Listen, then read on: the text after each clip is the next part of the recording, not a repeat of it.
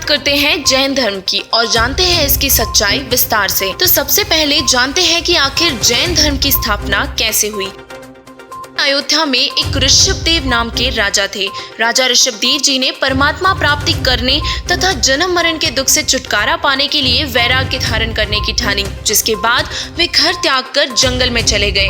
कबीर परमेश्वर जी अपने विधान अनुसार अच्छी आत्माओं को मिलते हैं और उसी गुणानुसार कबीर साहिब जी ऋषभदेव जी को एक ऋषि के रूप में मिले। कबीर परमात्मा जी ने अपना नाम कबीर ऋषि बताया था और कहा था कि आप जो साधना कर रहे हैं इससे आपको पूर्ण मोक्ष नहीं मिलेगा। मैं आपको सत्य साधना बताता हूँ, वो करो।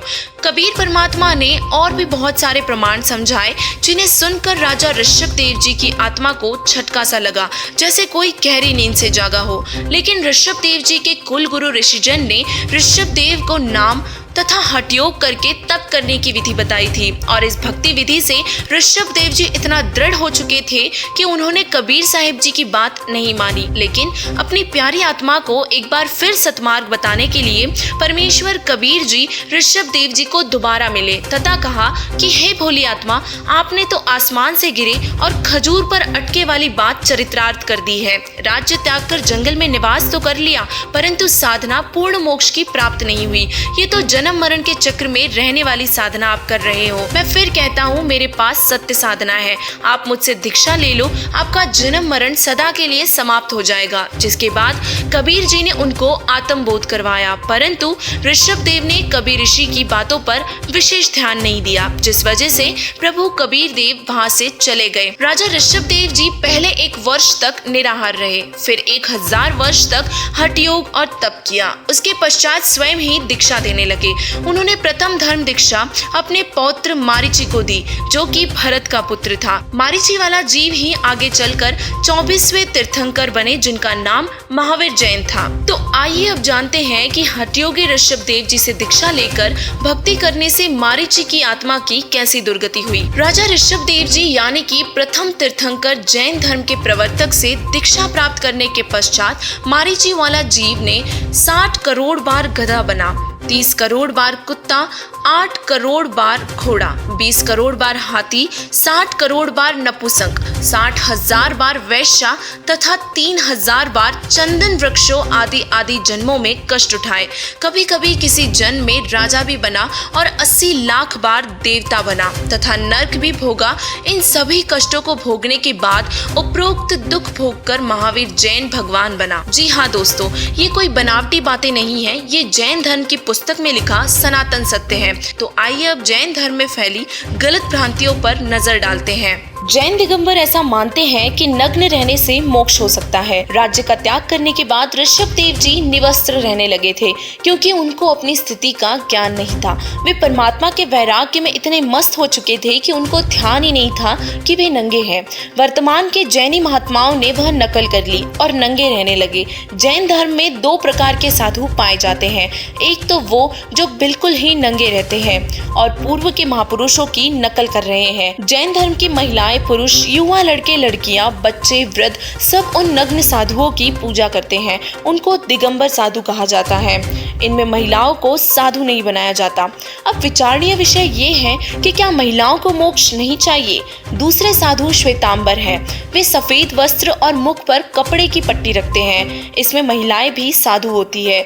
जैनियों का मानना है कि मुख पर पट्टी रखने से जीव हिंसा को रोका जा सकता है और घोर पाप से बचा जा सकता है। और इसी विषय में कबीर परमेश्वर जी बताते हैं, पृथ्वी ऊपर पग जो धारे, करोड़ जीव एक दिन में मारे, जो चौका तुम देवो नित्या, 70 ब्राह्मण की है हत्या, ब्राह्मण सहस्त्र हत्या जो होई, जल स्नान करत है सोई। कबीर परमेश्वर जी बताते हैं कि पृथ्वी पर बहुत से सूक्ष्म जीव होते हैं जो चलते फिरते पैरों के तले कुचलकर मर जाते हैं। एक आम व्यक्ति अनजाने में प्रतिदिन लगभग 1 करोड़ जीवों को मार देता है। यही नहीं, खाना पकाते समय अग्नि में सैकड़ों सूक्ष्म जीवों की मृत्यु हो जाती है, जिससे जीव को 70 ब्राह्मण की हत्या जितना पाप लगता है। और वही किसी तीर्थ स्थान पर स्नान करने से जल के असंख्य सूक्ष्म जीवों की हत्या हो जाती है।